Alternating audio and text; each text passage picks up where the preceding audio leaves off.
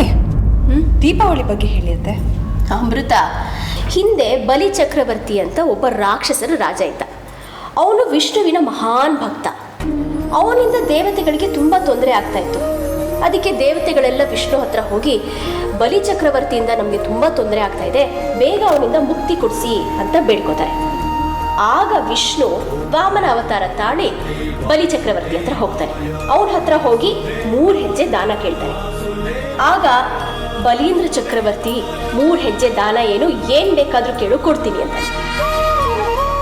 ಆಗ ವಿಷ್ಣು ಪುಟ್ಟ ವಾಮನನಾಗಿದ್ದವನು ದೊಡ್ಡದಾಗಿ ತ್ರಿವಿಕ್ರಮನಾಗಿ ಬೆಳೆದು 1 ಹೆಜ್ಜೆ ಭೂಮಿ, ಇನ್ನೊಂದು ಹೆಜ್ಜೆ ಆಕಾಶಕ್ಕಿಟ್ಟು 3ನೇ ಹೆಜ್ಜೆ ಎಲ್ಲಿಡ್ಲಿ ಅಂತ ಕೇಳ್ತಾನೆ. ಆಗ ಬಲಿ ಚಕ್ರವರ್ತಿ 3ನೇ ಹೆಜ್ಜೆನ ನನ್ನ ತಲೆ ಮೇಲಿಡು ಅಂತ ಹೇಳಿದಾಗ ಅವನ ಪಾದನ ಬಲೀಂದ್ರ ಚಕ್ರವರ್ತಿ ತಲೆ ಮೇಲೆ ಇಟ್ಟು ಅವನನ್ನ ಪಾತಾಳ ಕಳಿಸಿ, ಇನ್ಮೇಲಿಂದ ನಿನ್ನ ವಾಸ ಅಲ್ಲಿ ಅಂತ ಹೇಳ್ತಾನೆ. ಇದೇ ಬಲಿಪಾಡ್ಯಂ. ಅಷ್ಟೇ ಅಲ್ಲ, ಶ್ರೀರಾಮ ಮತ್ತು ಸೀತಾದೇವಿ ವನವಾಸ ಮುಗಿಸ್ಕೊಂಡು ವಾಪಸ್ಸು ಇದೇ ದೀಪಾವಳಿ ಹಬ್ಬದ ದಿನ ಅಯೋಧ್ಯೆಗೆ ಬಂದಿದ್ದು. ಆಗ ಅಯೋಧ್ಯೆ ಜನ ಇವರಿಬ್ಬರನ್ನ ದೀಪ ಹಚ್ಚಿ ಸ್ವಾಗತ ಮಾಡಿದ್ರು. ಎಷ್ಟೆಲ್ಲ ತಿಳ್ಕೊಂಡಿದ್ದೀರಾ ಅತ್ತೆ ನೀವು? ಈ ದೀಪಾವಳಿ ಅಮಾವಾಸ್ಯೆ ಬರ್ತಲ್ಲ, ಅವತ್ತೇ ಲಕ್ಷ್ಮಿ ಹುಟ್ಟಿತ್ತು. ಇದನ್ನೆಲ್ಲ ಕೇಳ್ತಾ ಇದ್ರೆ ಮನಸ್ಸಿಗೆ ಎಷ್ಟು ಸಂತೋಷ ಆಗುತ್ತೆ ನೋಡು. ಪಾಕನ ನನಗಿಂತ ಅತ್ತೆಮ್ಮ ತುಂಬ ಚೆನ್ನಾಗಿ ಮಾಡ್ತಾರೆ. ನಾನು ಇಲ್ಲೆಲ್ಲ ಅಣಿ ಮಾಡ್ಕೋತಾ ಇರ್ತೀನಿ, ಹೋಗೋರನ್ನ ಕರ್ಕೊಂಡ. ಸರಿ ಅತ್ತೆ.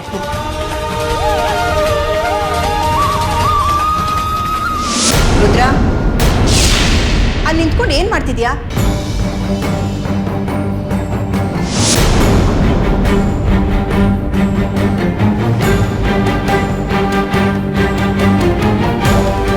ಏನು ಆಗಿದೆ ನಿನಗೆ? ನನಗೇನಾಗಿದೆ? ಇನ್ನೇನು ಮತ್ತೆ, ಯಾಕೆ ಈಗ ಆಡ್ತಿದ್ಯಾ? ಹೇಗೆ ಆಡ್ತಿದ್ದೀನಿ? ನಾನು ಸರಿಯಾಗೇ ಇದ್ದೀನಿ ಅಮ್ಮ. ನಾನು ನೀನು ಕಣ್ಣು ಮುಚ್ಚಲ್ಲ ಆಡೋಣ ಪ್ಲೀಸ್ ಅಮ್ಮ. ನನ್ನ ಕೆಲಸ ಇದೆ, ಪ್ಲೀಸ್ ಅಮ್ಮ.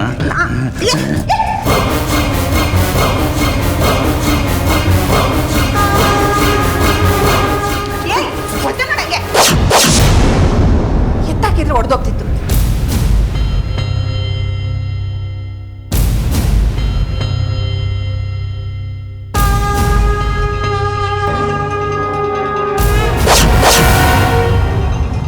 ಓ ದೇವ್ರೆ, ಬಟ್ಟೆ ಎಲ್ಲ ನೋಡು ಹೇಗೆ ಕಿತ್ತಾಕಿಟ್ಟಿದ್ದಾನೆ. ಎಷ್ಟು ಸಲ ಮರ್ಚಿ ಅಂತಿಡೋದು. ಏನಿದು?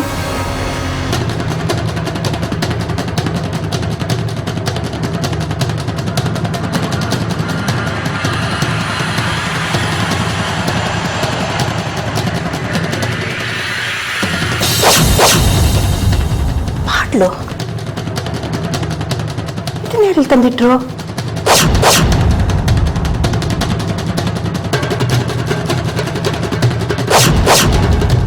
ಎಷ್ಟು ಗಟ್ಟಿಯಾಗಿದೆ, ಮುಚ್ಚಲನೇ ತೆಗಿಯಕ್ಕಾಗ್ತಿಲ್ವಲ್ಲ? ಇಲ್ಲ, ಇದರಿಂದ ಏನೋ ರಹಸ್ಯ ಇದೆ ಅನ್ಸುತ್ತೆ. ಯಾರೋ ಬೇಕು ಅಂತ ತಂದಿಟ್ಟಿದ್ದಾರೆ ಅನ್ಸುತ್ತೆ. ಇದೇನು ಅಂತ ತಿಳ್ಕೋಬೇಕು ಅಂದ್ರೆ ನಾನು ಗುರುಗಳ ಸಹಾಯ ಪಡ್ಕೊಳ್ಳೇಬೇಕು. ಹೌದು, ಅದೇ ಸರಿ.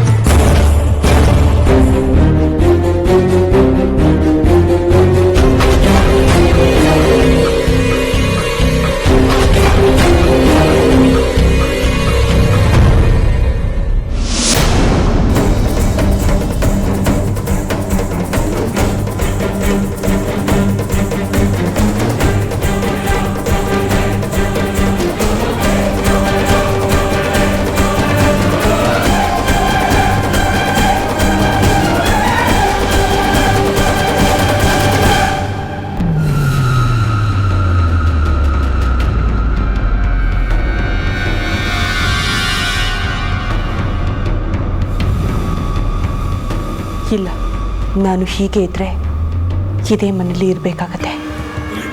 ಈ ದೀಪಾವಳಿಯೊಳಗೆ ಎಲ್ಲವನ್ನು ಮುಗಿಸಿ ಆದಷ್ಟು ಬೇಗ ನಮ್ಮ ನಾಗಮಣಿಯ ಸಮೇತ ನಮ್ಮ ಲೋಕಕ್ಕೆ ಸೇರಬೇಕು.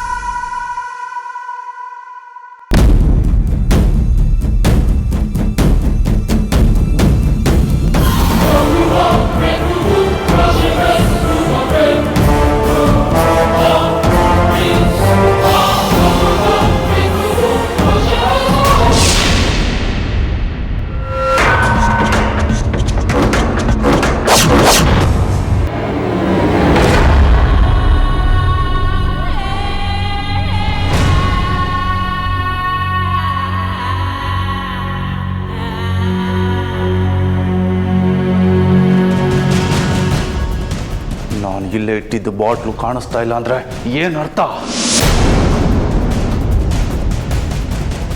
ಯಾರು ಎತ್ಕೊಂಡು ಹೋಗಿರ್ಬೋದು? ಅಮ್ಮ ಏನಾದರೂ ಎತ್ಕೊಂಡು ಹೋಗಿರ್ತಾರ? ಅಷ್ಟಕ್ಕೂ ಅಮ್ಮ ಯಾಕೆ ಎತ್ಕೊಂಡು ಹೋಗಿರ್ತಾರೆ? ಅವ್ರ ಕಣ್ಣಿಗೆ ಅದು ಬರೀ ಬಾಟಲ್ ಥರ ಕಾಣಿಸುತ್ತೆ. ನಾಗಿಣಿ ಏನಾದರೂ ಎತ್ಕೊಂಡು ಹೋಗಿರ್ಬೋದಾ?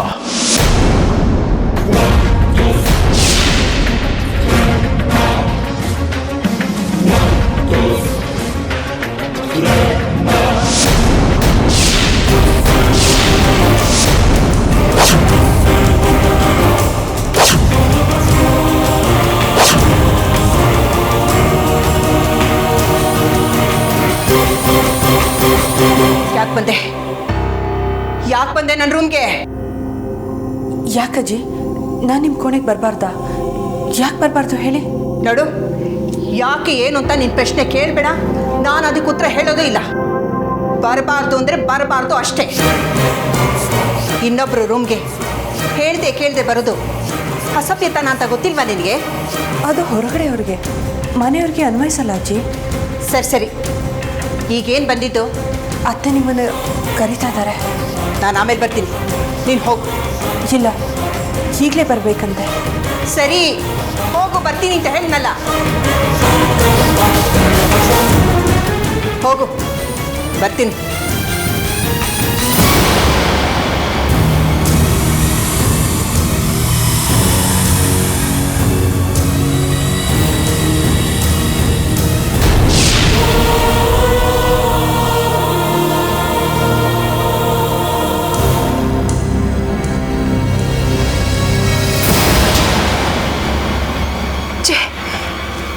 ಈ ಬಾಟ್ಲ್ ಒಳಗಡೆ ಏನಿದೆ ಅಂತ ಗೊತ್ತಾಗ ಮುಂಚೆನೇ ಅವಳು ಬಂದ್ಬಿಟ್ಲು. ಏನು ಮಾಡ್ತೀಗ?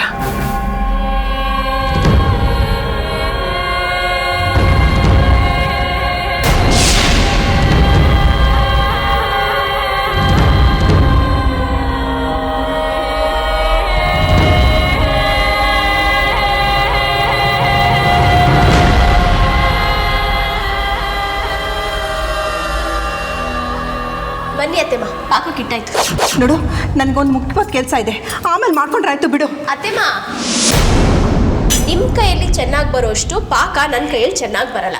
ಪಾಕ ಚೆನ್ನಾಗಿ ಬರಲಿಲ್ಲ ಅಂದರೆ ಕಜ್ಜಾಯ ಚೆನ್ನಾಗಾಗಲ್ಲ, ಕಜ್ಜಾಯ ಚೆನ್ನಾಗಿ ಬರಲಿಲ್ಲ ಅಂದರೆ ನಿಮ್ಮ ಮಗ ತಿನ್ನೋದಿರಲಿ, ಅದನ್ನು ಕಣ್ಣೆಗೆ ಸಹ ನೋಡೋದಿಲ್ಲ. ಇದೇ ನಿಯಮ? ಹಬ್ಬದ ದಿನ ನನ್ನ ಮಗ ಮನೆಗೆ ಬಂದೇ ಬರ್ತಾನೆ ಅಂತ ಇಷ್ಟೊಂದು ನಂಬಿಕೆಯಿಂದ ಹೇಳ್ತಾ ಇದೆಯಾ? ನಂಬಿಕೆ ಅಲ್ಲ ಅತ್ತೆಮ್ಮ, ಬಂದೇ ಬರ್ತಾರೆ. ಯಾರು ಹೇಳಿದ್ದು? ಅಮೃತ.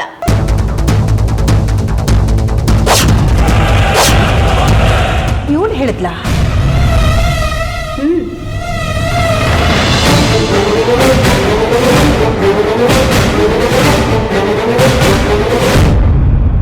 ಅತ್ತೆಮ್ಮ, ಯಾಕೆ ಸುಮ್ಮನಾಗ್ಬಿಟ್ರಿ? ಅದು ನನ್ನ ಮಗ ಮನೆ ಬರ್ತಾನೆ ಅಂತ ಹೇಳ್ದಿಲ್ಲ, ನನಗೆ ಸಂತೋಷ ಆಗ್ತಾ ಇದೆ. ನನಗೂ ಅಷ್ಟೇ ಅತ್ತೆಮ್ಮ. ಈ ಮಾತು ಕೇಳಿ ಎಷ್ಟು ಸಂತೋಷ ಆಯಿತು ಗೊತ್ತಾ. ನಿಮ್ಗೊಂದು ವಿಷಯ ಗೊತ್ತಾ, ಅಮೃತ ಏನು ಹೇಳಿದ್ರು ಅದು ಹಾಗೆ ನಡೆಯುತ್ತಲ್ಲ. ಹೌದೌದು, ಆಗತ್ತೆ. ಅದೇಮ್ಮ, ನೀವು ಪಾಕ ತೆಗೆದ್ಬಿಡಿ, ನಾವು ಉಳಿದ ಕೆಲಸ ನೋಡ್ತೀವಿ. ಹಾಂ.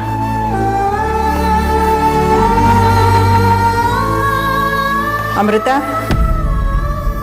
ನೀನೆಲ್ಲಿ ಹೋಗ್ತಿದ್ಯಾ? ಅದು ನನಗೆ ಸ್ವಲ್ಪ ಕೆಲಸ ಇದೆ. ನಿನ್ನ ಕೆಲಸ ಏನು ಅಂತ ನನಗೆ ಚೆನ್ನಾಗಿ ಗೊತ್ತಿದೆ. ಅದಕ್ಕಿಂತ ಮುಖ್ಯವಾದ ಕೆಲಸ ಒಂದಿದೆ, ನಾನು ಹೇಳ್ತೀನಿ, ನೀನು ಇಲ್ಲೇ ಇರು.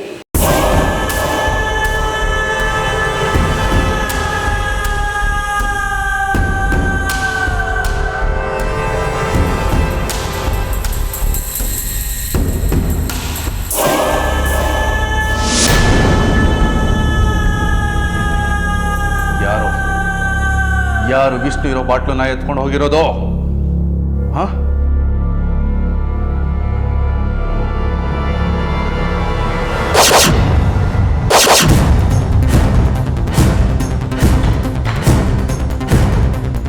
ಅಮ್ಮನ ರೂಮಲ್ಲಿ ವಿಷ್ಣು ಇರೋ ಬಾಟ್ಲಿದೆ. ಅಮ್ಮ ಯಾಕೆ ತಗೊಂಡು ಹೋದ್ರು? ಅದರಲ್ಲಿ ವಿಷ್ಣು ಇರೋದೇನಾದ್ರು ಅಮ್ಮನಿಗೆ ಗೊತ್ತಾಗೋಯ್ತಾ?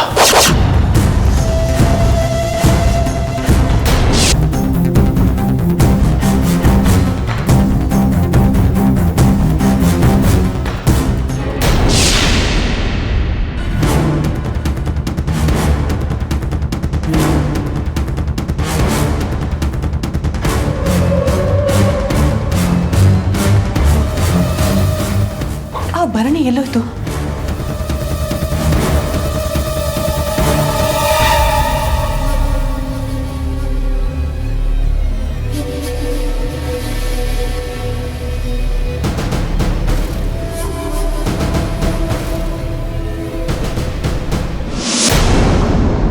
ಆ ಭರಣಿಯಲ್ಲಿ ವಿಷ್ಣು ಇದ್ದಿದ್ದು ನಿಜ.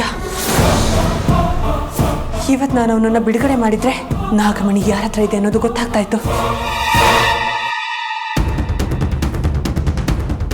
ಎಲ್ಲಿರ್ಬೋದು ಅದು? ಆ ತ್ರಿವೇಣಿ ಅದನ್ನ ಎಲ್ಲಿಟ್ಟಿರ್ಬೋದು? ನಾಗಿಣಿ, ನೀನು ಏನೇ ಪ್ರಯತ್ನ ಪಟ್ಟರು ಸಹ ವಿಷ್ಣು ಎಲ್ಲಿದ್ದಾನೆ ಅನ್ನೋದು ನಿನಗೆ ಗೊತ್ತಾಗೋದಿಲ್ಲ.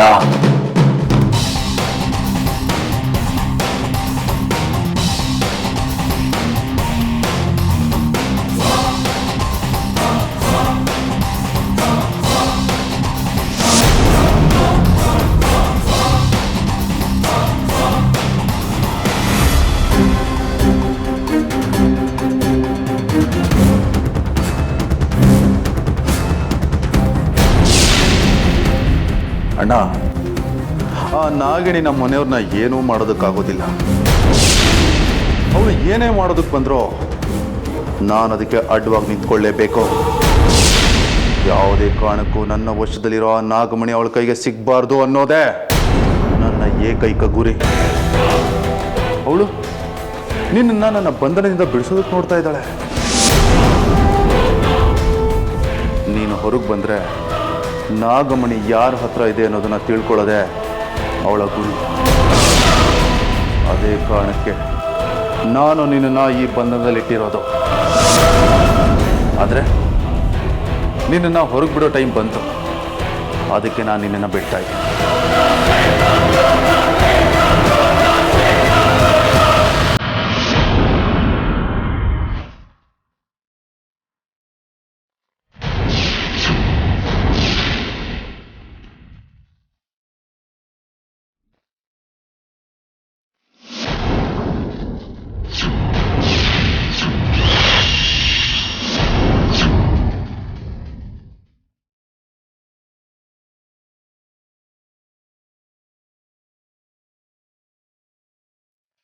ಹೇ ರುದ್ರ, ನೀನು ಮಾಡ್ತಾ ಇರೋದು ಸರಿನಾ? ಸರಿ ಅನ್ನಿಸ್ತಾ ಇದೆ ಅಣ್ಣ. ಅದಕ್ಕೆ ನಾನು ನಿನ್ನನ್ನು ಈ ಬಂಧನದಲ್ಲಿಟ್ಟಿದ್ದು. ಅಲ್ವೋ, ನಾನು ನಿನ್ನ ಅಣ್ಣ, ನಿನ್ನ ಅತ್ತಿಗೆ ಅಮ್ಮ ನಿನ್ನ ಮೇಲೆ ಪ್ರಾಣನೇ ಇಟ್ಕೊಂಡಿದ್ದಾರೆ. ನನ್ನನ್ನು ಬಂಧನದಲ್ಲಿಟ್ಟು ಅವರೆಲ್ಲ ಕಣ್ಣೀರು ಹಾಕೋ ಮಾಡ್ಬಿಟ್ಟಿಯಲ್ಲೋ, ಸರಿಯೇನೋ ಇದು? ಯಾಕೆ ಹೀಗೆ ಮಾಡ್ತಿದೀಯಾ? ನಾಗಮಣಿಗೋಸ್ಕರ ಅಲ್ಲ, ಮತ್ತೆ ನಿನ್ನ ಜೀವ ಉಳಿಸೋದಕ್ಕೋಸ್ಕರ. ಏನಂದೆ? ಅಣ್ಣ, ನೀನು ಹೊರಗಿದ್ರೆ ನಾಗಿಣಿ ನೀನು ಸುಮ್ಮನೆ ಬಿಡೋದಿಲ್ಲ, ಕಚ್ಚಿ ತಿಂದಾಕ್ಬಿಡ್ತಾಳೆ. ಆ ನಾಗಿಣಿಗೆ ನಾಗಮಣಿ ಎಷ್ಟು ಮುಖ್ಯನೋ ನಿನ್ನ ಜೀವ ನನಗೂ ಅಷ್ಟೇ ಮುಖ್ಯ. ಆದರೆ ನಾನು ನಿನ್ನ ಪರವಾಗಿ ನಿಂತಿದ್ರೆ ನೀನು ನನ್ನನ್ನು ಶತ್ರು ಅನ್ನೋ ರೀತಿ ಮಾತಾಡ್ತಾ ಇದೀಯಾ. ಇಲ್ಲ, ಯಾವುದೇ ಕಾರಣಕ್ಕೂ ನಿನ್ನ ಬಣ್ಣದ ಮಾತುಗಳನ್ನ ನಾನು ನಂಬೋದಿಲ್ಲ. ನೋಡು, ಒಳ್ಳೆ ಮಾತಲ್ಲಿ ಹೇಳ್ತಾ ಇದ್ದೀನಿ, ನಾಗಮಣಿನ ನಾಗಿಣಿ ಕೊಟ್ಬಿಡು. ಜೀವನ ಉಳಿಸ್ಕೊಂಡು ನಾವೆಲ್ಲರೂ ಸಂತೋಷವಾಗಿರೋಣ. ನಿನ್ನ ಮೂರ್ಖತನಕ್ಕೆ ಏನು ಹೇಳಬೇಕು ನನಗೊಂದು ಗೊತ್ತಾಗ್ತಾ ಇಲ್ಲ.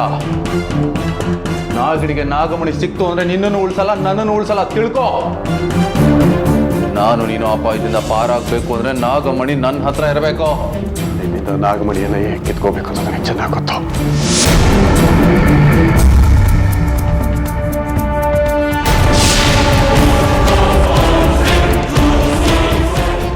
ನಾನೇನು ಅನ್ಕೊಂಡಿದ್ದೆ ನಾ ಹೊರಗೆ ಬಿಟ್ನೋ ಅದೇ ಆಗ್ತಾ ಇದೆ. ಇನ್ನು ಮುಂದೆ ನೀನು ನಾನು ಆಡ್ಸೋ ಗೊಂಬೆ. ನಾಗಿಣಿ, ನನ್ನ ಕೈ ಕರಾಮತಿ ಏನು ಅನ್ನೋದನ್ನ ಮುಂದೆ ನೀನೇ ನೋಡ್ತೀಯ.